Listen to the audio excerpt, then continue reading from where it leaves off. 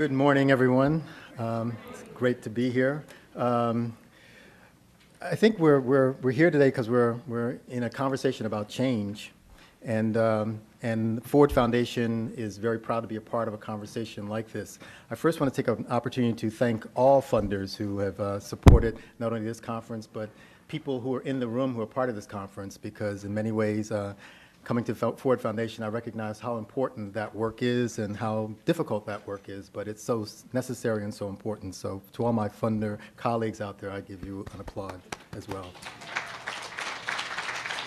I come from a long history working for what was considered at one time public media, the centerpiece of public media, public broadcasting as a producer. And I look back at, and I think about, when I say a word like change, and we're talking about change, I think back at when I first got into the business, and one of my first major projects was a project called Eyes on the Prize that probably many of you know about. But the interesting thing about that is when we made that series, no one worked off a computer except for the people in the accounting office. We were cutting and pasting. So between that time and now, so much has changed. And I kind of gauge that change by what I do when I wake up in the morning. And I realized this morning, and this probably happens within 15 minutes, I, of course, go right to my computer. And I pull on my Google Space so I can check my horoscope first, you know? And I check my headlines. And then I send a message to all my friends on Facebook to tell you what I'm doing today, you know? And then I'm looking at artist events in the city and things like that, my little calendar. And then I go through and in a few short minutes, I gave money to a candidate this morning that I meant to do last night that I didn't do.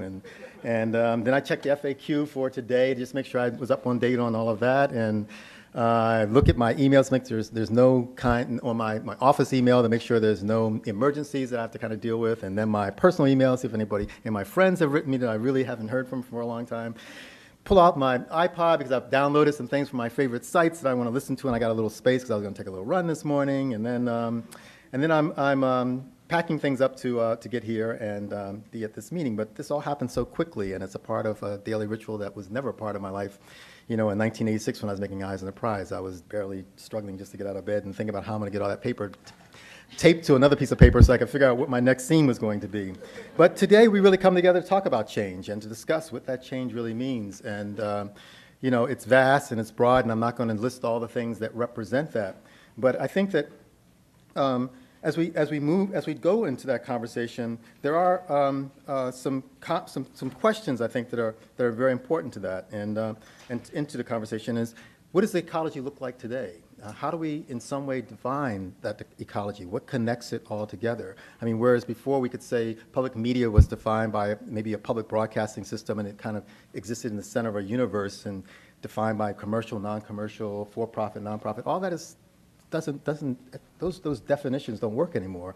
And as we all know, the idea of public media is represented by not the one to many, but this idea where in fact many can come together and be a part of what media is. So therefore there are many more pieces, many more partners, many more opportunities in terms of what that constellation might look like. In some way we're engaged in that process today. Not necessarily defining all of it, but getting a sense of the scope and the scale of it. And that's incredibly exciting. We see the impact of it from what happens in politics every day to how we get information about places far, far away, but how we just communicate with people far away. Last night, I come in from dinner and I have a face-to-face phone call on Skype with a colleague far across the, 10,000 miles away that we've scheduled long ago, but, it's morning for them and I'm ready to go to sleep on my side, but we're talking directly to us. These things, in '86, I didn't even have a cell phone. Check it out, no cell phone. I remember that happening in '88 on a presidential campaign whenever I had those big, long cell phones. So, I mean, this is exciting today, and I'm excited to be here, and Ford is very, very, very, very, privileged and proud to be a part of this, and proud to be a part of not just the event happening, but for all of us who are from the Ford Foundation to be here in this conversation and to be listening and learning at the same time. So thank you for everyone coming and for making this an exciting day today, and I look forward to all that's going to happen today. Thank you very much.